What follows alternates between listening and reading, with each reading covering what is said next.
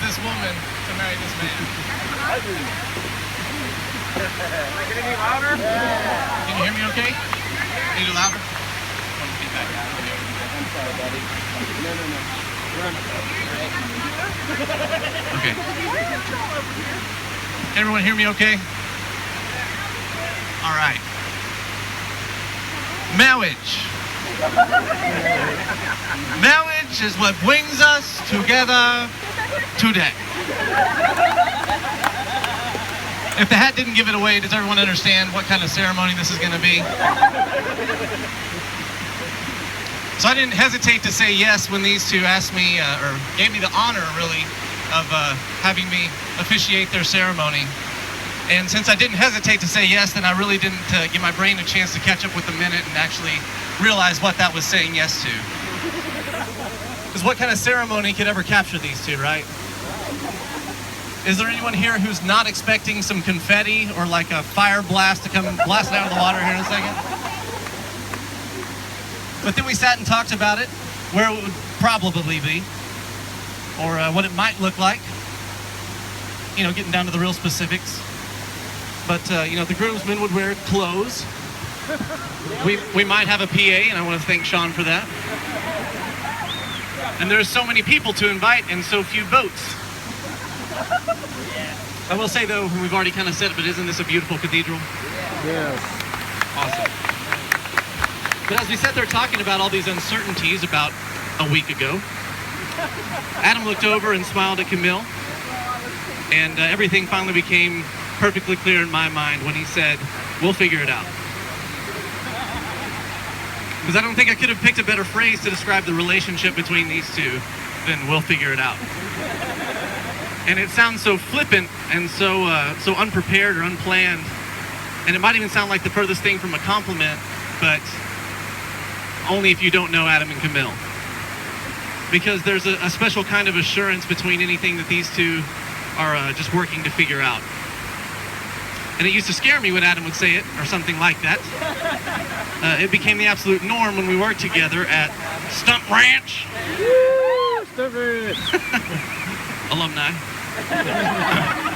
And anyone who knows anything about how we did things at Stunt Ranch knows we pretty much flew by the seat of our pants every time we had a project to complete. And not out of a desire to do so, but out of necessity.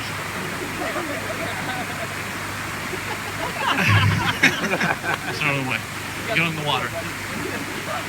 But we figured it out there every time. Somehow we figured it out. And more often than not, that was due in large part to Adam right here leading with a "we'll figure it out." But I don't want Adam to think it's all about him today, because, you know, he's a bit of an attention hog, as I'm sure we're all aware. But Stunt Ranch was not only the place where Adam and I worked, it was also the first place that I met Camille. And it was the first place that Adam met Camille. And she was there way before either of us were. And so when Adam would put out the call for ridiculous work to be done, Camille was right there ready to work harder than anyone else. And it might come with an eye roll or maybe her hands thrown on her hips or something. It was definitely not without attitude, but it was always a positive attitude. And not to mention, she knew how to do basically everything better than anyone else there. So when it was a job for two, unless they just needed some tall, goofy guy with long hair, it was a job for Adam and Camille. And of course, that goes without saying for Big Dog Pyro. Who could have imagined a better dream team to start a new pyrotechnics company with, right? Major kudos for Carolina for pulling in the Siegfried and Roy of the pyro business. I can't imagine a couple better suited for that work and that life than you two. And so Adam and Camille are the king and queen of figuring it out, so to speak, in all the best ways. And like I said, that's meant to be a great compliment, especially when it comes to how they treat their relationship. Because they've had to figure it out from the beginning. Camille said she knew right off that Adam would be a great friend, and it's only proven to be so much more than that with time. Someone that she can do anything with and be completely happy. Her best friend. But that doesn't mean she didn't play hard to get up front, right? And would you like to hear Adam wax poetic? You should just ask him how he feels about Camille. And as an aside, as someone who's known Adam now for almost a decade, I've never seen him more happy. It's really cool to see. So Adam told me he thought that things like this, a fulfilling relationship that was complete with companionship and respect and just ridiculous amounts of fun, he thought that was just for the movies, just for the rom-coms, right? But now he's living the romantic comedy. So I have no doubt, and I'll wrap it up, I have no doubt that surrounded by all these people here that love them and that they love in return, that Adam and Camille are going to continue figuring anything out that lies ahead of them. So right now, that brings me to, we got to figure out these vows. All right, are you ready? Let's just take a deep breath. It's just y'all and me right now. All right, so Adam, repeat after me. Camille, you're my best friend. Camille, you're my best friend. Today I give myself to you in marriage. I promise to encourage and inspire you, to laugh with you, and to comfort you in times of sorrow and struggle. I promise to love you in good times and in bad, when life seems easy and when it seems hard, when our love is simple and when it is an effort. I promise to cherish and honor you and always hold you in highest regard.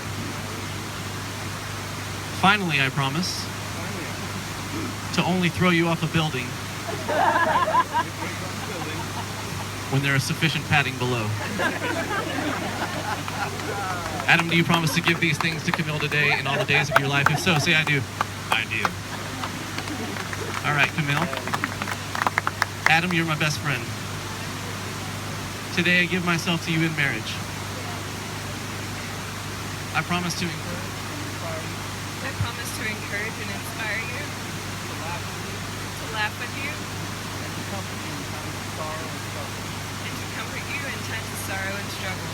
I promise to love you I promise to love you in good times and bad, in good times and in bad, when life is easy when life seems easy and when it seems hard, and when it seems hard, when our love is simple when our love is simple and it is an effort. and when it is an effort. I promise to cherish and honor you, I promise to cherish and honor you, to always hold you in highest regard. to always hold you in the highest regard.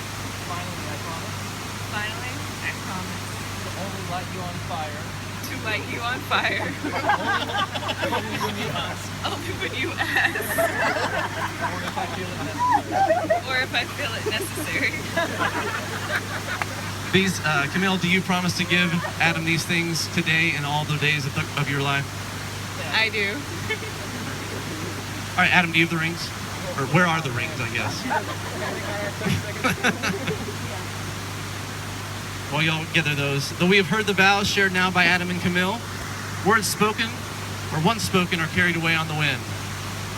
These rings represent the vows and promises you willingly exchange now. They reflect the commitment that those words inspire and all your hopes and dreams for the future.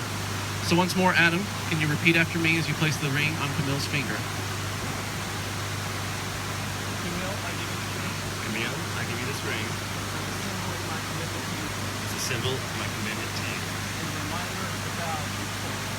And a reminder of the vows we spoke today.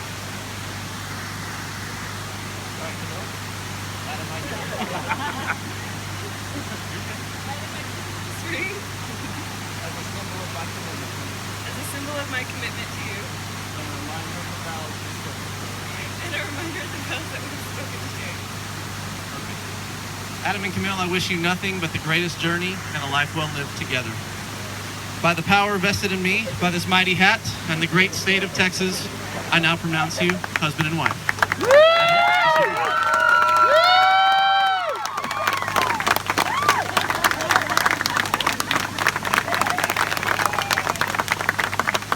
All right, that's enough.